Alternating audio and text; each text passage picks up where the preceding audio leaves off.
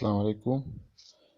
او ما دغه کتاب په خپله لږ کتلی و او ما چې څه زده کړل د هغې سمري به تاته ووایم چې د لیډرشپ 5 لیولې وي. د ټولو نه کوم اولنی لیول چې وي هغه د پوزیشن د وجې وي. مطلب یو بنده ځکه لیډر وي چې د هغه پوزیشن داسې وي، هغه بوس وي، د کمپنۍ مالک وي، هغه پولیسو کې مشر وي، هغه لا امپلیمنټیشن کې مشر وي، بس د خپل پوزیشن د وجې لیډر وي.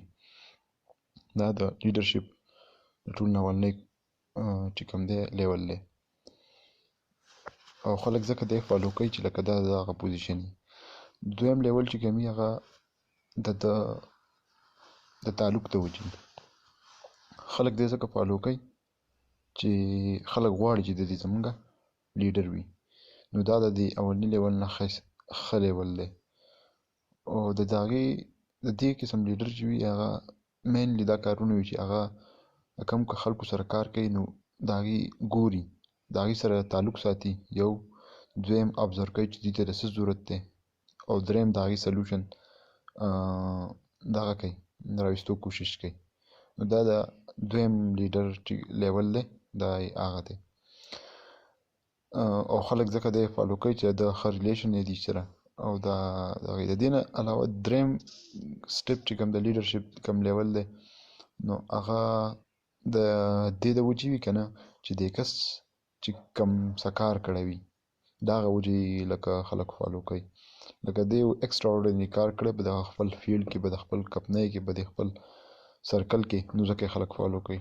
لکه زه به ووایم چې ډاکټر نجیب چې دی هغه ښایسته لیکچرې ورکړي دي نو چې څه خبره وکړي خلک یې فالو کوي. په دغه فیلډ کې ډېر ښه لیکچرز ورکړي دي. داسې یو کس دی هغه په کمپنۍ کې یو خاص شیز پیدا کړی دی، یو خاص شی انوینټ کړی دی نو خلک د هغه شیز د وجې د هغه ریسپیکټ کوي او هغه فالو کوي. څلورم کوم لیول چې وي د لیډرشپ نو هغه چې دی هغه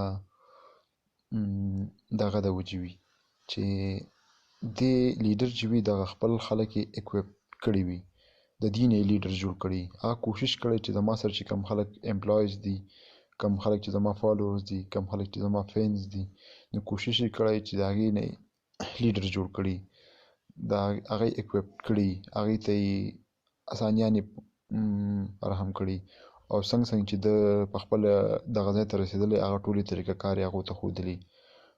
نو دا څلورم لیول دی د لیډرشپو. او پنځم لیول چې کومه بک کې ویلی دی نو هغې ته پینیکل ویل دی. پینیکل مطلب دا یو داسې لیول دی د لیډرشپ چې د انسان سره بل څه چوایس نه وي، لکه هغه یو آیډل انسان یي د انسان د دې کس دپاره او هغه یې ځکه فالو کوي.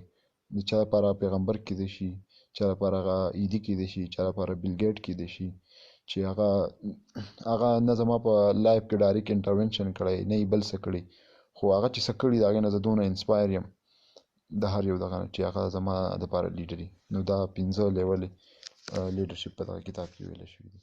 السلام علیکم.